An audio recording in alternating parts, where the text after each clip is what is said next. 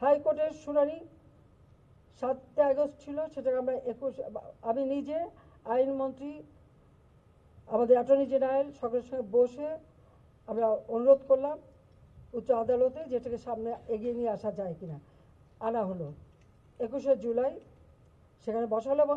এই ছাত্রদেরও বলা হল যে তোমরা ওর সঙ্গে যুক্ত হও, তোমরা আপিল করো, আমি তো আপিল করেছি, তোমরা আপিল করো। তারা কিন্তু যুক্ত হলো, কিন্তু তারা আন্দোলন থামালো না। তারপরে যখন রায় হয়ে গেল তাতেও তারা উঠবে না। কেন? প্রজ্ঞাপন জারি করতে হবে, রাষ্ট্রপতিকে 24 ঘন্টার আলটিমেটাম, এখানে আলটিমেটাম, ওখানে আলটিমেটাম, আলটিমেটাম দেওয়া শুরু হলো। এটা কোন ধরনের কথা? একটা মানলে আরেকটা, আরেকটা মানলে আরেকটা। 1 দফা কোটা সংস্কার, তার থেকে চলে গেল 3 দফা, তারপরে 6 দফা, তারপরে 8 দফা, তারপরে আবার 4 দফা। যখনই যেটা চাচ্ছে দিয়ে দিই তখন আরও একটা দফা। এই করতে করতে যখন প্রজ্ঞাপন, আইনমন্ত্রী বললেন এটা তো সময় লাগে। তারপর আইনমন্ত্রী কিছু বলে দিলেন যে আমি মঙ্গলবারে প্রজ্ঞাপন করে দেবো। ঠিক সেই মতো প্রজ্ঞাপনও করে দেওয়া হলো। প্রজ্ঞাপন যখন পেয়ে গেল, তারা যা চেয়েছিল তার থেকে বেশি, তাদের 90% ছিল, 93%। আর মুক্তিযোদ্ধা ছেলে সন্তান লেখা হলো। তো মুক্তিযোদ্ধার সন্তানদের তো এখন আর ওই বয়স নাই যে 30 বছরের কেউ না যে তারা এখন চাকরি পাবে। তার মানে ওই যে 5% সেটাও তারা পেয়ে গেল, তাতেও তারা তৃপ্ত না। তখন আবার আসলো সে 8 দফা থেকে 4 দফা আনতে হবে।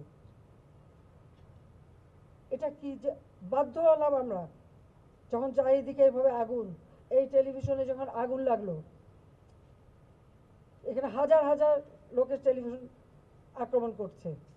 ফায়ার ব্রিগেড আসলো, ফায়ার ব্রিগেড গাড়ি জ্বালালো, ফায়ার ব্রিগেড ঢুকতে দেবে না, পুলিশ কাউকে ঢুকতে দেবে না, তাদের উপরে হামলা হলো। আগুন দাও দাও করে জ্বলছে, তখন আমি হেলিকপ্টারে করে পানি দিলাম যে অন্তত এইভাবে পুড়ে যাচ্ছে, সব হেলিকপ্টার থেকে পানি ছাড়ো। কারণ আমরা এরকম অগ্নি নিবানোর জন্য অনেক জায়গায়, এবং যে সমস্ত বিল্ডিংয়ে আগুন দিয়েছিল অনেকে ছাদে যে হাহাকার করছিল, আমরা হেলিকপ্টার দিয়ে তাদেরকে উদ্ধার করেছি। সেই নারায়ণগঞ্জে কাঁচপুর থেকে নিয়ে শুরু করে বিভিন্ন জায়গায় হেলিকপ্টার দিয়ে দিয়ে কিন্তু আমরা মানুষকে উদ্ধার করে তাদের যান বাঁচিয়েছি। আর আমি এখানেও চেষ্টা করেছিলাম যে ওই যে বেশি করে পানি সেটা উপর থেকে যে আগুনটা আরও চারিদিকে ছড়াতে না পারে। কিন্তু আজকে এসে এই টেলিভিশনে যে ধ্বংসযজ্ঞ আমি দেখলাম, এটা কারোর পক্ষে সহ্য করে না। আমরা অনেক রক্ত দিয়ে স্বাধীনতা দিচ্ছি, দেশটাকে গড়ে তুলব, এই দেশের মানুষ বিশ্বের দরবারে মাথা উঁচু করে চলবে। আর আজকে সেখানে কি হলো? আজকে সেই সম্মানটা ধুলায় মিটিয়ে দিল, নিজেরা ক্ষতিকার হলো। আমি জানি না যারা এই সন্ত্রাসীর সঙ্গে জড়িত তারা, তাদের কিছু আসে যায় না, কিন্তু সাধারণ মানুষ, তাদের মান সম্মান কোথায় থাকবে? আরও দুঃখের বিষয় হলো লন্ডন থেকে নির্দেশ দেয় যেখানে যেখানে বাঙালি আছে সেখানে সেখানে আন্দোলন করতে হবে। আর এই আন্দোলন করতে যে তাদের অবস্থাটা কি? লন্ডনে আমাদের আওয়ামী লীগের উপর হামলা করলো, সেখানে পুলিশ এসে ওই বিএনপির 3 নেতাকে গ্রেপ্তার করেছে। ইউএইতে মানে সেখানে তারা মিছিল করতে গেছে, 57 জনকে গ্রেপ্তার করেছে। 10 জন, এখানে মানে 3 জন হলো যাবজ্জীবন কারাদণ্ড, 16 জন 10 বছরের কারাদণ্ড, আর কয়েকজন 1 বছরের কারাদণ্ড, আর বাকিগুলিকে তারা এখন রাখবে না, তারা দেশে পাঠিয়ে দেবে। সেখানে তারা হ্যাঁ আমাকে গালি দিচ্ছে, দেশের বিরুদ্ধে তারা স্লোগান মিছিল। ওই দেশে আইন আছে, কেউ মিছিল করতে পারে না, কিন্তু তাদেরকে উস্কে দেওয়া হয়েছিল লন্ডন থেকেই যে মিছিল করতে হবে। তার মিছিল করতে যেয়ে শুধু নিজেদের চাকরি বাকরি রুজি রোজগারের পথ যে হারালো তা না, আজকে যে বাঙালির ওখানে কাজ করে খায় তাদের মুখটা কোথায় থাকে, তাদের কি অবস্থা হয়, আর ভবিষ্যতে ওই দেশে আর নেবে কিনা। তারপরে আমি সাথে সাথে সেখানে আমাদের অ্যাম্বাসেডারের সাথে কথা বলছি, ওদের সাথে আমাদের ভালো সম্পর্ক, এখানে অ্যাম্বাসেডারের সাথে কথা বলেছি। তারা বলছে এই অপরাধীগুলি যে শাস্তি দিয়েছে এখানে আমাদের কিছু বলার নেই, তাদের দেশের আইনে এটা আছে। সৌদি আরবে সেখানেও মিছিল করতে গেছে, আপনারা জানেন সৌদি আরবে কখনো মিছিল করতে পারে না, সেখানে 20 জনকে গ্রেপ্তার করেছে। আর আপনারা জানেন সৌদি আরবে আইন, তাদের কতগুলি নিয়ম আছে যে কোন আইন ভাঙলে কি শাস্তি হবে, এবং সেটা এটা এমনও আছে যে গর্দানও কেটে দেয় প্রকাশ্যে, চুরি করলে হাত কেটে দেয়। তাহলে এই 20 জন মানুষ এবং সেই সাথে আমাদের যে লক্ষ লক্ষ কর্মী, তাদের ভবিষ্যৎটা কি? হ্যাঁ, আমার সাথে সকলে একটা ভালো বন্ধুত্বপূর্ণ সম্পর্ক আছে বলেই তাদের কাছে সব আমি সাথে সাথে মেসেজ পাঠিয়েছি এবং দুঃখ প্রকাশ করেছি, এবং এই শাস্তি এটা তাদের আইনে, কাজে এখানে আমাদের কিছু বলার নেই। এই বার্তাটা তাদের পৌঁছে দিয়েছি, তাতে অন্তত আমাদের এখন যে 20-22 লাখ মানুষ ওখানে কাজ করে তারা যেন নিরাপদ থাকে, সেইটুকুর জন্য এইটুকু আমি করেছি। সারা পৃথিবী জুড়ে দেশটাকে একেবারে, এবং এখনও আরও অনেক জায়গায় টেলিফোন করে বলছে ওখানে আন্দোলন করো। এমন এমন দেশে আমাদের সেখানে ফোন করে আমাকে জানাচ্ছে, মেসেজ দিচ্ছে। তাহলে যেটা করা মানে কি আমাদের দেশের ভাবমূর্তি শুধু নষ্ট না, যারা ওখানে কাজ করে খাচ্ছে তাদের রুজি রোজগারও তো নষ্ট হয়ে যাবে। এখন এটা কিসের জন্য এই ধরনের আচরণ করা হচ্ছে, এটাই আমার প্রশ্ন। সাজাপ্রাপ্ত আসামি মুচলেখা দিয়ে দেশ ছেড়ে এখন দেশ ধ্বংস, আর জামাত আর শিবির এরা তো সবসময় স্বাধীনতা বিরোধী। ঢাকা বিশ্ববিদ্যালয়ে ওই 25শে মার্চ 71 সাল গণহত্যা যখন শুরু করে ঢাকা বিশ্ববিদ্যালয়ে, ওই রোকেয়া হলে প্রায় 300 মেয়েকে হত্যা করেছে বিভিন্ন হলে হলে। জগন্নাথ হল, জহুরুল হক, তখন ওটা ইকবাল হল ছিল, জহুরুল হক হল, রোকেয়া হল। মেয়েদেরকে রেপ করেছে, তুলে নিয়ে গেছে তাদের ক্যাম্পে। পুরো 71 সেই মাস থেকে 16 ডিসেম্বর কি করছে, তারপর ইউনিভার্সিটির শিক্ষকদের তুলে নিয়ে তাদেরকে হত্যা করেছে। আবার সেই জায়গায় হল ভাঙা, শিক্ষকদের গায়ে হাত তোলা, শিক্ষকদের এমনকি মহিলা শিক্ষকরে তাদেরকেও ছাড়েনি। ইডেনে মেয়েদেরকে খামের সাথে বেঁধে তাদের উপরে অত্যাচার, তাদেরকে নাকে খত দাও, তাদেরকে উঠে বস করানোর রকম নানা রকম জুলুম অত্যাচার করেছে।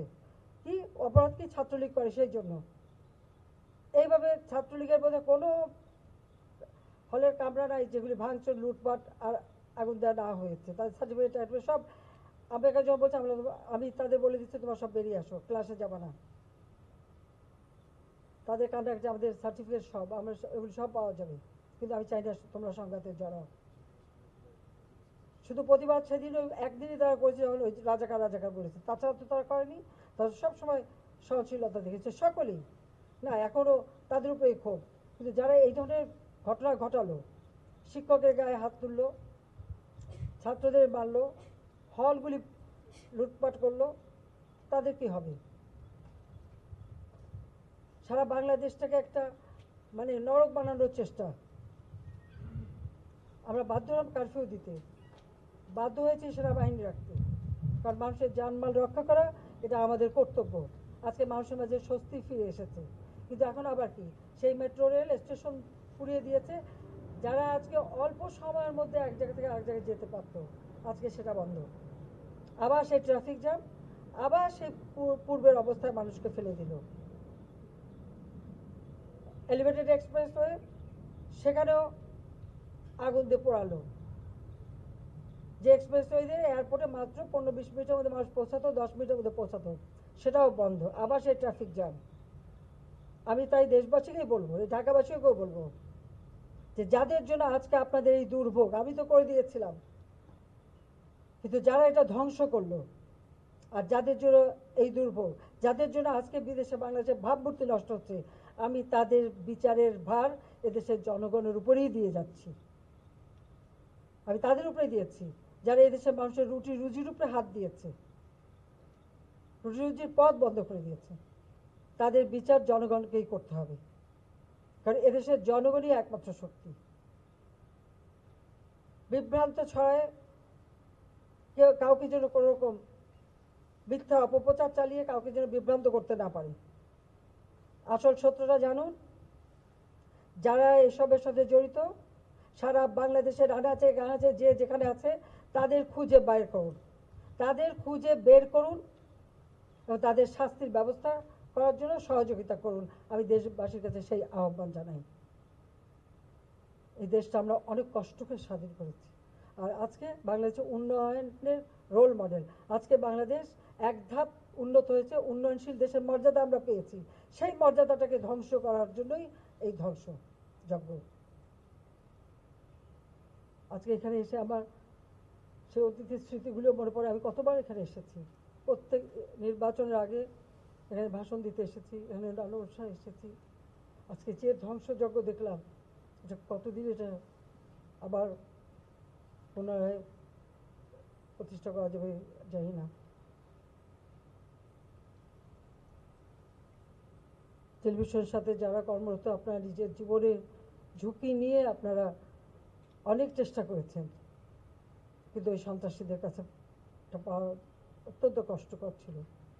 তবুও আমি আপনাদেরকে ধন্যবাদ জানাই যে আপনারা এই জাতীয় সম্পদ, এটা কারো ব্যক্তিগত সম্পদ না, এটা আমার ব্যক্তিগত না, এটা দেশের মানুষের সম্পদ, সেই সম্পদটা রক্ষা করার জন্য আপনারা চেষ্টা করেছেন।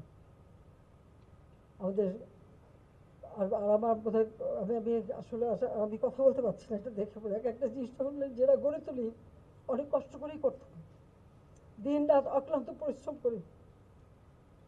কার জন্য? আমার জন্য, তা তো দেশের মানুষের জন্য। সবসময় চেয়েছি এক একটা জিনিস এমনভাবে তৈরি হবে যেন শুধু দেশ না, দেশে বিদেশের কাছে যেন একটা দৃষ্টিনন্দন থাকে, তবে যেটা আমাদের দেশের আমরা যে উন্নতি করছি তার একটা সিম্বল হিসেবে ব্যবহার হবে। সেই জায়গাগুলি একে একে ধ্বংস করা হচ্ছে, শিক্ষা প্রতিষ্ঠান, শিক্ষা পরিবেশ নষ্ট করা হচ্ছে প্রতিটি ক্ষেত্রে। এতদিনে এত কষ্টের ফসল সব শেষ করে দিতে চাচ্ছে, এটি হচ্ছে সবচেয়ে বড় কষ্ট। আমি দেশবাসীর কাছে এর বিচার চাই আর তাদের সহযোগিতা চাই।